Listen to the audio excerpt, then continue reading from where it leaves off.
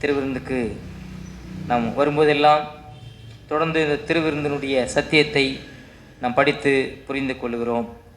இந்த பகுதியில் நீங்கள் பார்த்தீங்கன்னு சொன்னால் ஆண்டவராகிய இயேசு கிறிஸ்துனுடைய பணியை குறித்து நாம் படிக்கிறோம். இயேசு கிறிஸ்துனுடைய பணி என்று சொல்லும்போது 3 விதமான பணிகளை ஆண்டவர் இயேசு கிறிஸ்து தரித்து கொண்டிருந்தார் என்பதாக நாம் புரிந்து கொள்கிறோம். 3 விதமான பணி என்று சொல்லும்போது முதலாவது பணி தீர்க்கதரிசி என்கிற பணி, 2வது பணி ஆசாரியத்துவம், ஆசாரியர் என்ற பணி, 3வது பணி ராஜா என்ற பணி என்பதை நாம் பார்க்கிறோம். அப்போது இந்த 3 பணியையும் ஒரே தேவன் தமது குமாரன் இயேசு கிறிஸ்துக்குள்ளாக முழுமையாக வைத்திருந்தார் என்பதை நாம் புரிந்து கொள்கிறோம்.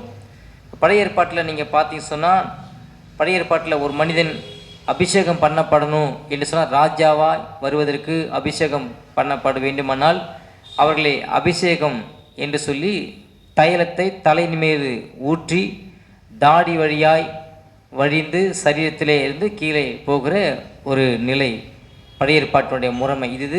இது கர்த்தர் ஒரு ஊழியத்திற்கு ஏற்படுத்தியிருக்கிறார், தகுதிப்படுத்தியிருக்கிறார் என்பதாக அர்த்தம். 1.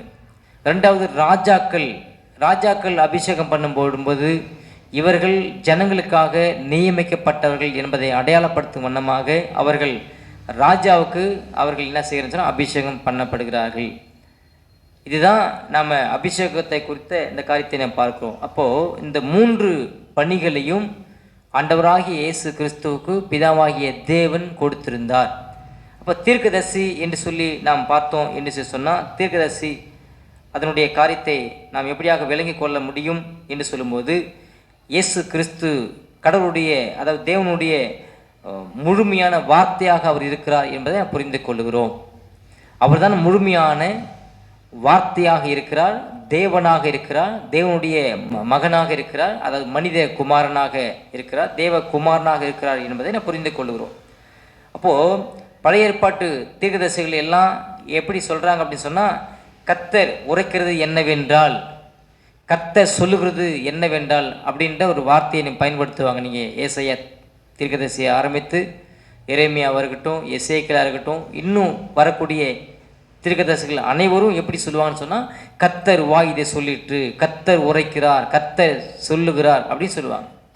ஆனால் இவரோ, இயேசுவானவரோ என்ன சொல்கிறான்னு சொன்னால், நான் உங்களுக்கு சொல்லுகிறேன் அப்படின்னு சொல்கிறார். அப்போது அந்த தீர்க்கதரிசிகளுக்கும் இயேசு என்கிற தீர்க்கதரிசிக்கும் இருக்கிற அந்த வித்தியாசத்தை நான் பார்க்கும்போது, அவர்கள் கர்த்தருடைய வாய் சொல்லிட்டுன்னு சொல்கிறாங்க, ஆனால் இவர் நான் உங்களுக்கு சொல்லுகிறேன் அப்படின்னு சொன்னால், அந்த அதிகாரம் தனக்குத்தானே இருக்கக்கூடிய அந்த அதிகாரம் பிதாவான தேவன் குமாரனாகிய கிறிஸ்துவுக்கு அந்த அதிகாரத்தை முற்றிலுமாக வழங்கினார். அவருடைய சித்தத்துக்கு கீழ்ப்படியும்படியான அந்த அதிகாரத்தை அவர் வழங்கினார் என்பதாக நாம் பார்க்கிறோம். அது மட்டுமல்ல, பிதாவுடைய சித்தத்தை முழுமையாக வெளிப்படுத்தப்படக்கூடியவர் யாருன்னு சொன்னால் ஆண்டவராக இயேசு கிறிஸ்து. அவருடைய போதனைகளாக இருக்கட்டும், அவர் செய்த உபதேசங்களாக இருக்கட்டும், அவர் செய்த அற்புதங்கள் அடையாளங்களாக இருக்கட்டும், பரிசுத்த ஆவியானவருக்கு கொடுத்த கட்டளையாக இருக்கட்டும், சீசர்களுக்கு கொடுத்த கட்டளையாக இருக்கட்டும், இதெல்லாம் தன்னுடைய அதிகாரத்தின்படி அவர் ஒரு தீர்க்கதரிசி என்பதை நிரூபிக்கும் வகையிலே இப்படிப்பட்ட பணியை அவர் செய்து முடித்தார் என்பதை நாம் பார்க்கிறோம். அப்போ தீர்க்கதரிசி என்று சொல்லும்போது கடந்த காலத்தை மட்டும் அறிந்திருப்பது அல்ல, நிகழ்காலத்தையும் எதிர்காலத்தையும் அறிந்திருப்பது தான் தீர்க்கதரிசியுடைய வேலை. அப்போ பழைய ஏற்பாட்டினுடைய தீர்க்கதரிசி என்ன செய்கிறாங்க, கர்த்தர் இதை வாய் சொல்லுகிறார், அதை பின் வரக்கூடிய ஆபத்துக்களை முன்கூட்டியே அறிவிக்கிறவர் தான் பழைய ஏற்பாட்டினுடைய தீர்க்கதரிசி. ஆனால் இவரோ கடந்த காலத்தில் நடந்த சம்பவத்தை அறிந்திருக்கிறார், நிகழ்காலத்தில் நடந்த சம்பவத்தையும் அறிந்திருக்கிறார், எதிர்காலத்தில் நடக்கக்கூடிய சம்பவங்களை அறிந்திருக்கிறார். அப்படியானால் அந்த தீர்க்கதரிசி என்ற அந்த முழுமைக்குரிய அந்த தகுதியை பெற்றிருந்தார் ஆண்டவராகிய இயேசு கிறிஸ்து. அப்போது இதுதான் தீர்க்கதரிசி என்று சொல்லி நாம் புரிந்து கொள்கிறோம். அப்போது நமது அறியாமையை நீக்கி, மனிதனுக்குள்ளாக இருக்கக்கூடிய அறியாமையை நீக்கி, அறியாமையை போக்கி, மனித பயத்தை நீக்கி, மனித இருதயத்தில் இருக்கக்கூடிய அந்த இருளை நீக்கி, முழுமையாக தேவனை வெளிப்படுத்தி கடவுளோடு சேரும்படியான சிராக்கியத்தை ஏற்படுத்தி கொடுக்கிறார் இந்த தீர்க்கதரிசி.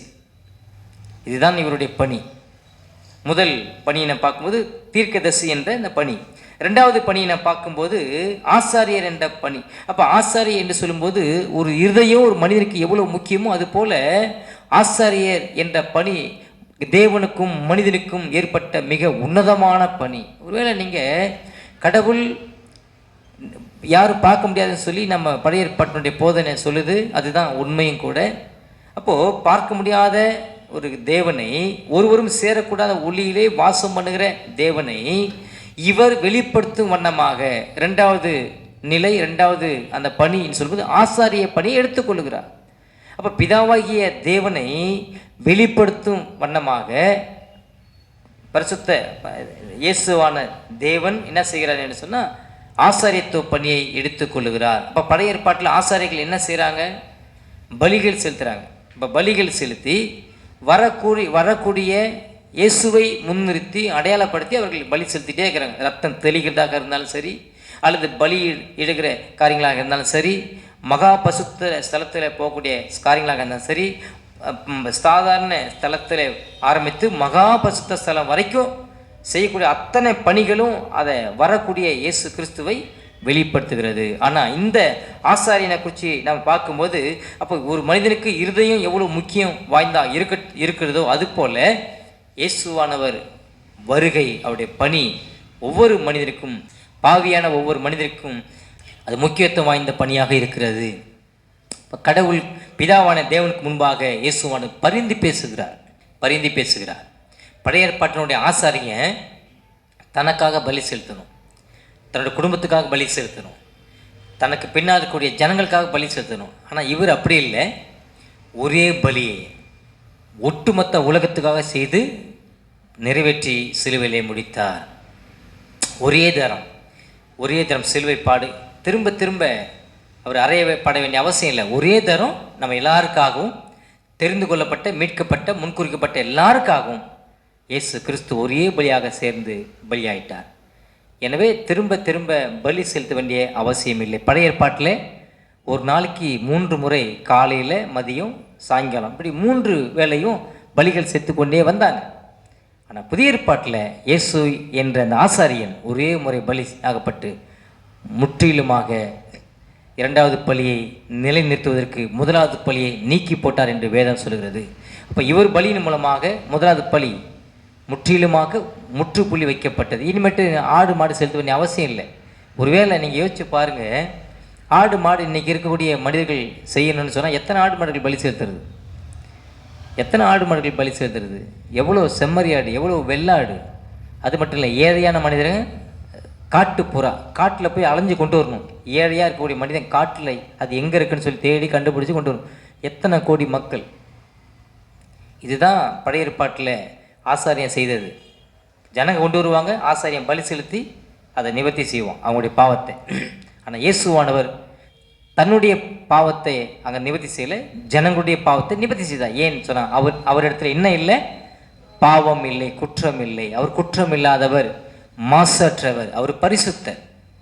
ஆகவே தான் ஆசாரியத்தினுடைய பணியை அவர் முழுமையாக என்ன செய்திருக்கிறார்? நிறைவேற்றி முடித்திருக்கிறார். இப்போ பாவியாக இருக்கிற ஒரு மனிதனையும் பரிசுத்தமாக இருக்கிற கடவுளையும் ஒன்று இணைக்கிறது தான் அதாவது ஆசாரியனுடைய வேலையாக இருக்கிறது. அப்போ அந்த வேலையும் அவர் செய்து முடித்திருக்கிறார். 3வது நீங்கள் பார்த்து சொன்னால் ராஜா. இப்போ ராஜா என்று சொல்லும்போது இந்த முழு உலகத்துக்கும் அவர் தான் என்ன செய்கிறார்? முழு உலகத்தையும் அவர் தான் எல்லா அதிகாரத்தையும் ஏற்படுத்தி வைத்து எல்லா மனிதர்களையும் எல்லா அரசு அதிகாரிகளையும் நியமித்து வைத்திருக்கிறார். அவர் ராஜாவாக இருந்து மனிதர்களை கொண்டு என்ன செய்கிறார் சொன்னால் ஆட்சி செய்து கொண்டு வருகிறார். இது ரொம்ப முக்கியமாக கவனிக்க வேண்டிய ஒரு காரியம். 2வது திருச்சபையில் பார்த்து சொன்னால் ஒவ்வொரு விசுவாசத்தினுடைய இருதயத்தில் அவருடைய சிம்மாசனத்தில் அவர் ராஜாவாக தங்கி அவர்களை ஆலோசனை செய்கிறார், அவர்களை வழி நடத்துகிறார், அவர்களை தம்முடைய சித்தத்துக்கு இணங்கும்படியாக அவர் எதிர்பார்க்கிறார். எவ்வளோ பெரிய ஒரு உன்னதமான பணி! 3 பணியும் இயேசுவானவர் அவர் வைத்திருக்கிறார் என்று சொல்லி பார்க்குறோம். 1வது தீர்க்கதரிசன பணி, 2வது ஆசாரியத்துவ பணி, 3வது ராஜா என்ற பணி. இன்றைக்கும் உங்களையும் என்னையும் இந்த 3 பணிக்குள்ளாக நாம் இணைத்து கொள்ள வேண்டும் என்பதற்காகத்தான் இந்த பகுதியிலே நம்ம படித்து புரிந்து கொள்ளக்கூடிய பாடமாக இருக்கிறது. அப்போ இந்த திருச்சபையிலே நம் கடன் வந்திருக்கிற நாம், இந்த திருவிருந்திலே கை வைக்கிற நாம், இந்த திருவிருந்திலே அனுசரிக்கிற நாம் தீர்க்கதரிசியான அந்த இயேசுவானவர் கடந்த கால என்னுடைய பாவத்தை மன்னித்திருக்கிறார், நிகழ்காலத்தை என்னுடைய பாவத்தை மன்னித்திருக்கிறார், எதிர்கால என்னுடைய பாவத்தை மன்னித்திருக்கிறார். என்னை எல்லா நிலைமையிலும் அறிந்திருக்கிறது தான் இந்த தீர்க்கதரிசியான இயேசு கிறிஸ்து. அவர் எனக்காக பலியாயிருக்கிறார். ஒன்று. இரண்டாவது, ஆடு மாடுகள் தொடர்ந்து காலங்காலமாக பலி செலுத்தப்பட்டு வந்தது. ஆனால் இந்த ஆசிரியனாக இயேசு கிறிஸ்து ஒரே பலியாக ஒரே தரம் எனக்காக சிலுவையில் பலியிடப்பட்டிருக்கிறார். இரண்டாவது காரியம் எனக்கு சொல்லுகிறது. மூன்றாவது, அகில உலகத்தையும் எல்லா அரசாங்கத்தையும் எல்லா ஆட்சியாளர்களையும் ஆட்சியாளுகிற அதிகாரம் செலுத்துகிற இந்த ராஜாவானவர் என்னுடைய இருதயத்திலே குடிப்புகுந்து என்னை இன்னைக்கு ரட்சித்து எனக்குள்ளாக இருந்து வாசம் பண்ணி என்னை தொடர்ந்து நடத்தி கொண்டிருக்கிறார். அவர்தான் இதை கட்டளையாக என்னை கை கொள்ளும்படியாக சொல்லியிருக்கிறார். ஆகவே இந்த சிந்தனையோடு இதை நம் கைகளை வைக்க வேண்டும் என்று சொல்லி வேதம் எதிர்பார்க்கிறது. ஆகவே இந்த சிந்தனையோடு நம்ம இதில் கை வைப்போம். இதில் கை வைக்கிற நாம் நம்மை நாமே சோதித்து நிதானித்து அறிந்து இதில் கைகள் வைக்க கர்த்தர் உங்களுக்கும் எனக்கும் அனுக்கிரகம் பாராட்டுவராக. அப்பத்துக்கு